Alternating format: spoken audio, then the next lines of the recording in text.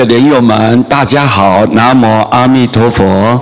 今天呢，我们来给各位大家介绍这一张墨宝。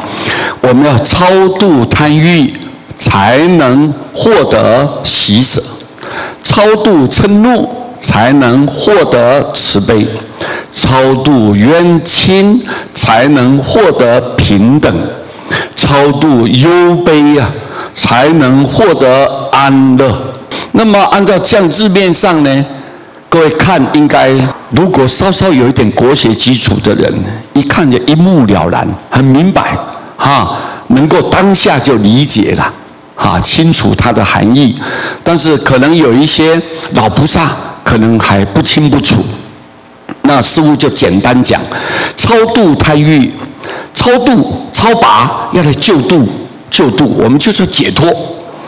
因为我们有贪心，或者是私欲过重的人，私心那个欲望过重，那当然了，各位这个很容易为了个人伤害到别人。我们怎么样把它救度起来？就把这个贪的欲望把它救度起来，就给它改变起来，让他跟你不要牵扯，就是要超度这个贪欲，你才能获得了喜舍。你没有贪，没有私欲，你就能喜舍，非常欢喜的布施，写结缘。所有的祖师大德都是一味的为众生考虑，为众生来设想。他看到他们有病，就是如同我有病；众生有苦，就是我有苦，所以他们就很主动的、欢喜的去布施喜舍，就喜舍。就是因为你超度了贪欲，超度了嗔怒。一个人，你看，我们要如何去解脱这个嗔怒？嗔就怨恨心呐，怒就发怒嘛，暴躁。你看，发脾气。一个喜欢嗔恨报复的人，又喜欢发脾气的，这个对自己一定是伤害嘛，身体受伤嘛，跟别人的距离拉远。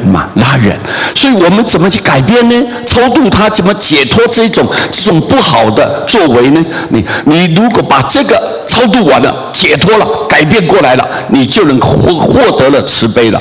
你没有嗔，没有生气，那你的心性是很柔软、很温和、很慈悲，就很慈悲。超度冤亲才能获得平等嘛。你看冤就跟你有敌对，跟你有仇恨。亲就是你的亲人，很亲密，关系很好。但是我们一般人对这个东西都是讲那个分别的心性很强烈，很强嘛，对不对？分别心很重。但是佛为什么能成佛？我今天我的仇人我照样度你，你善的人我度你，我讨厌的人、恶的人我照样度你。他平等，佛就是平等，所以才能成佛。菩萨也是平等心都是平等。你看你这个地方的人，这个国家所有的众生我要度你，你其他的国家的众生我也要度你。菩萨你看千百亿化身，随时为我们的众生来救度。他是冤亲平等，讨厌的人，你的仇恨的人，敌对的人，他照样的救度你。你的亲人最喜欢有关系密切的人，他一样的救度你，所以很平等。所以你能够改变你的冤亲这一种分别心的话，你就能获得平等了。获得平等心，那心里面没有高没有低一律一视同仁。那这样子的话呢，就成佛快啦，成就你的道业非常快速的。超度忧悲我们有忧愁，每天都悲伤，每天处在一个闷不乐、郁郁寡欢的这种情绪里面，就暗淡嘛。这是一种消极的思想。我们如何超度？怎么去改变？你改变它以后，你就获得安乐，就平安了，非常的幸福快乐。所以各位一定要转变，不要让忧愁那种悲伤笼罩在你的内心的世界。